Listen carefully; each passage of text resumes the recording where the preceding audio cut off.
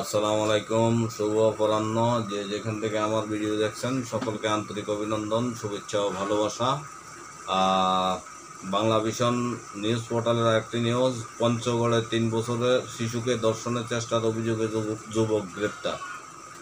পঞ্চগড় পৌর এলাকায় 3 বছর শিশুকে ধর্ষণের চেষ্টার অভিযোগে শরীফুল ইসলাম সৌরভ নামে এক যুবককে গ্রেপ্তার করেছে পুলিশ। বুধবার রাতে শিশুটির মা অভিযুক্ত সৌরভের বিরুদ্ধে ধর্ষণ চেষ্টার অভিযোগ এনে মামলা করেছেন। বিষয়টি জানার পর স্থানীয় বিক্ষুব্ধ জনগণ থানায় ভিড় করে এই ঘটনায় ক্ষোভ প্রকাশ করে দোষীদের দৃষ্টান্তমূলক শাস্তি দাবি করছে এলাকাবাসী। এদিকে নির্যাতিত শিশুটিকে পঞ্চগড় আধুনিক সদর হাসপাতালে ভর্তি করা হয়েছে। অভিযুক্ত সৌরভের বাড়ি পঞ্চগড় পৌরসভার উত্তর দর্জিপাড়া এলাকায়, পেশায় একজন অটোরিকশা চালক। ইদানিং দেখছি যে দেশের ধর্ষণের ঘটনা খুব বেড়ে গেছে। যারা এই ধর্ষণ কাজে জড়িত, যারা এই ধর্ষণ কাজ ইফটিজিংয়ের সাথে জড়িত, যারা দর্শন করছে, যারা সমাজকে কলুষিত করছে, যারা আইনকে নিজের হাতে তুলে নিচ্ছে, তাদের দৃষ্টান্তমূলক শাস্তির দাবি করছি।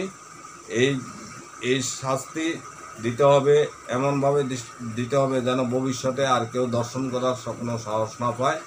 আমার মতে মেডিকেল টেস্টে যদি প্রমাণ হয়, দর্শিতার মেডিকেল টেস্টে যদি প্রমাণ হয় যে দর্শন করেছে, সাথে সাথেই তাকে সর্বোচ্চ শাস্তি নিশ্চিত করা উচিত।